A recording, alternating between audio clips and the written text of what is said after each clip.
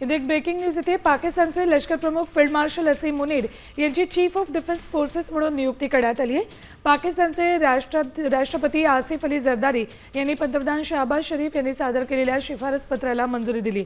त्यानुसार मुनीर यांची पुढील 5 वर्षांसाठी पहिली सीडीएफ म्हणून नियुक्ती केली।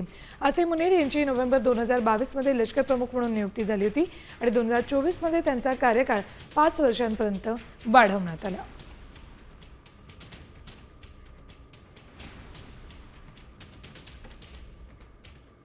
या बुलेटिनमध्ये इथेच संपतं, मात्र ताज्या बातम्यांसाठी पाहत राहा साम टीव्ही न्यूज।